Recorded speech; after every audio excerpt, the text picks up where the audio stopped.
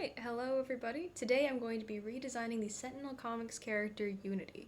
I love character design, I love redesigning characters, and I've been doing some Sentinel Comics redesigns for fun for a while, so I thought I'd make a video out of it. I chose Unity because I had some of the strongest ideas of what I could do with her. I did make a design that was more of like, I think she had a hoodie, it was pink, that got posted to the Sentinels Discord. By the way, if you're in the Sentinels Discord, you've definitely seen some of the redesigns that I've been doing. Shout out to Celadon Ram, my older brother, who has been posting them in the Discord as I make them for fun. You've all been really, really nice.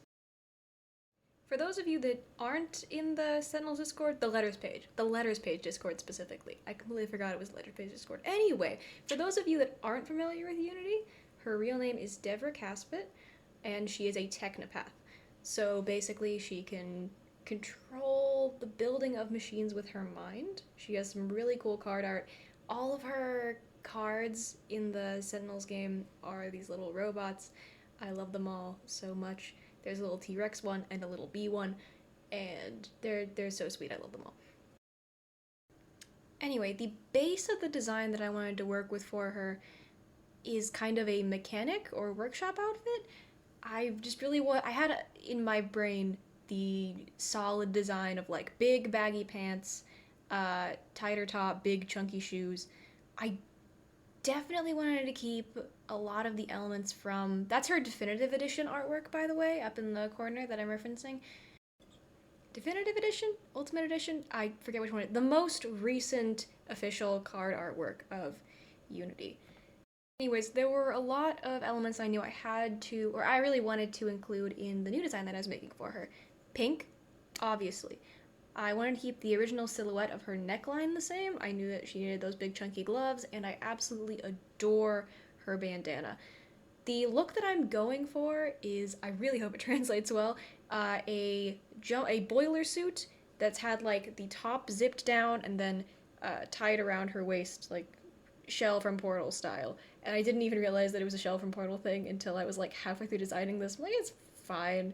It's fine. Shell from Portal is really the only person I've ever seen do that, so I'm sure it's fine. Anyways, I struggled with making the pant legs like a dark enough gray, because I wanted her outfit to be like black and pink, because I really like that color combination.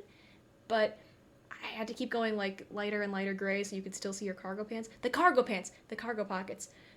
I didn't, because it was so chunky around the waist and I was happy about that, I couldn't find a way to fit that little messenger bag thing she has, even though I really like the messenger bag in the original artwork.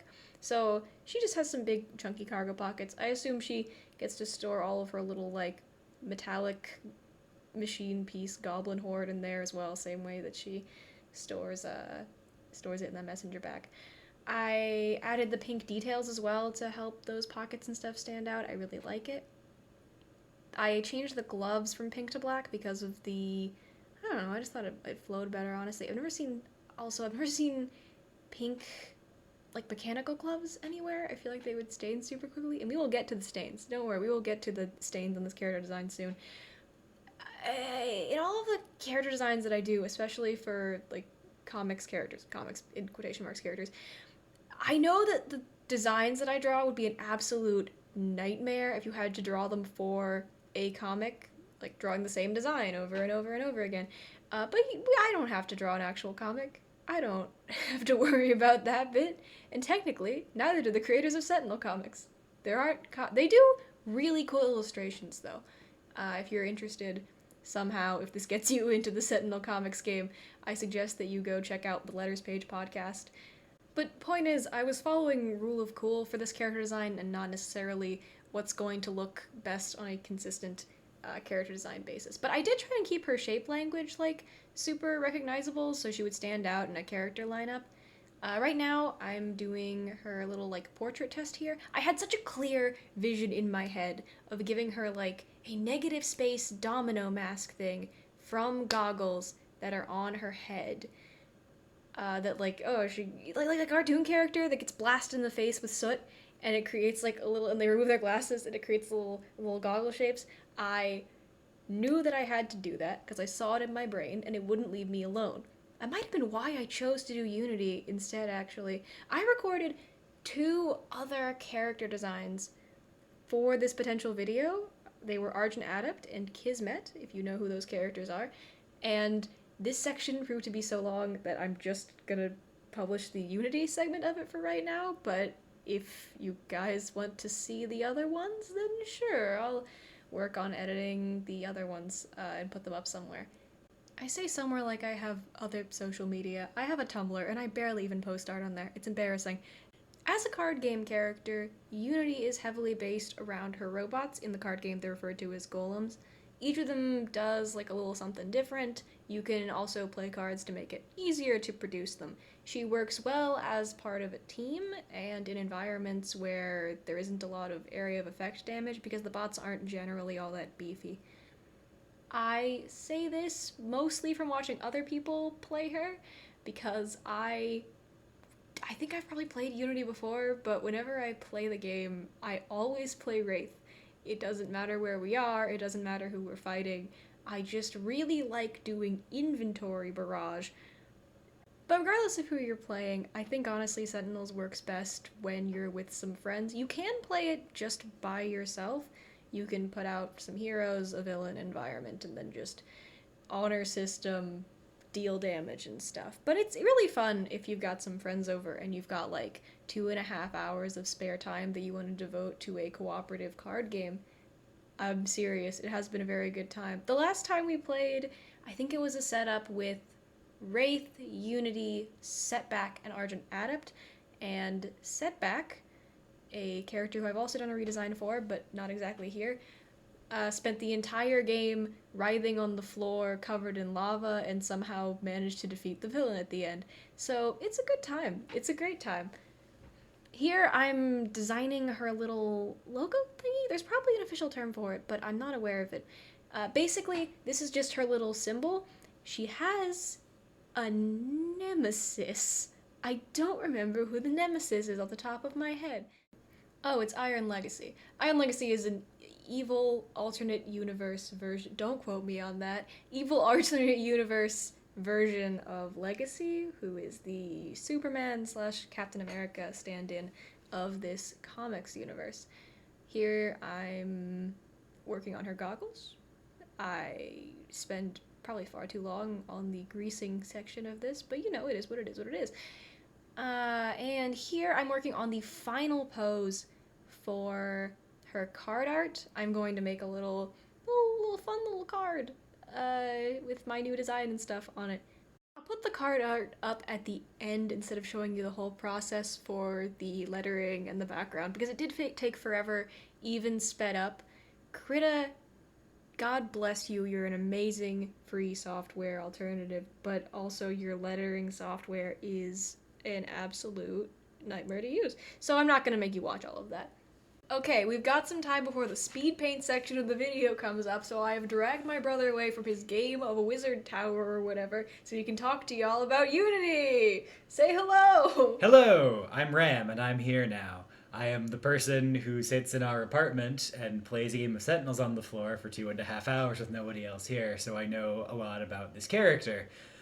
Most specifically, a thing I would like to correct, would be that her nemesis is not Iron Legacy anymore. He was not her only nemesis in the thing that you probably looked up.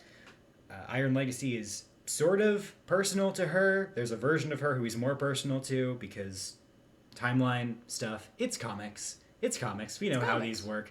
The nemesis who is more personal to her is Chokepoint, who possesses metal and turns into its component parts or something, which would obviously be a personal thing to Unity, who has robots. Chokepoint also has to share Unity has to share the nemesis with 2 other people who don't have their own individual one. Mom says it's my turn on the nemesis. Exactly.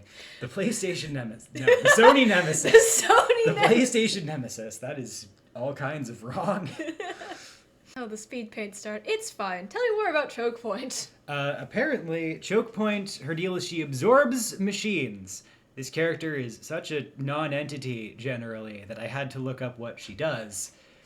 So, She absorbs metal, and so Unity shares her as a nemesis with the other two heavily. Why does her design look like that? Is that a It's old body art. It's suit? old art. I don't It's know what okay. that is.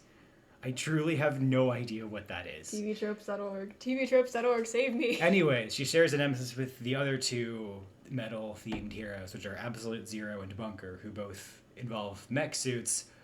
Bunker just has a mech suit to be able to shoot guns at people, and Absolute Zero has one because if he doesn't, he'll die.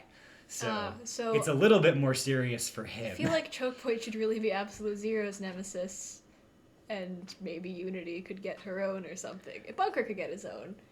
Bunker works for the military, right? I think Bunker is getting his own in Definitive Edition. Probably. They've introduced a character who seems like a good fit for a nemesis. And it will also mean that he would get official art, so I can stop picturing Show by Hashimoto for it.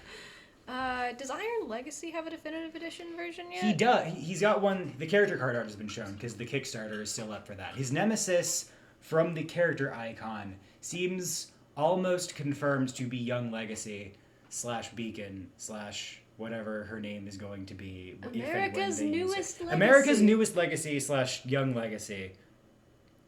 Pauline. What a name. This makes no sense without context. This makes absolutely no sense without context. Then again, I do kind of feel like I'm making this video just for the lovely people in the Letters Page Discord. Handelabra also has a Discord, and they make the digital version, so I could share it there also. Oh, that would be nice of you. I don't know if they've got a shameless self-promotion channel. If you're here from that Discord, thanks for being here.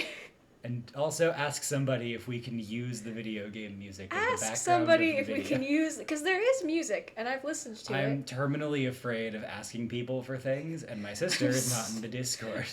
I don't live there. Yeah, the official soundtrack for this stuff is really good. Missing Information, the best track on there. It's delightful. Give it a listen. We should probably explain what, like, all the different editions and stuff mean. There's been multiple versions of this game. Yes, there was the Enhanced Edition, which finished coming out in, I want to say, 2018. And then there is the Definitive Edition, which is revamping things. They've introduced a couple pieces of new content. I'm excited for those. We're going to get more. I'm very excited for this. Hey, look what time it is! It's grime time! Tell me about the grime. I love when characters have weathering and particle effects on them, and when generally they look like they've been doing stuff. Again, this would be an absolute nightmare if you had to draw this as an actual comics character. This would make no sense. Presumably the grime wouldn't be permanently on her. No, they could add grime as necessary. Oh my gosh, but like, it should be, a little bit. You know, you're working with machines. You gotta take that into account when you're designing the character and stuff. But, you know, this is just for character design purposes. If this was like a 3D animated character, then yeah, you could put as much grime on that person as you want. But it's harder when you have to draw the same character in different poses from different angles over and over and over again. It's why the only, like, serious comic that I've tried to do has just, like, weird little cartoony guys in them instead of, like, characters with complicated outfits. Weird little cartoony guys, like you're seeing on the screen. Cartoony guys. Right now. No, you don't have to worry about those guys. It's card time. We're fading out. Look at that.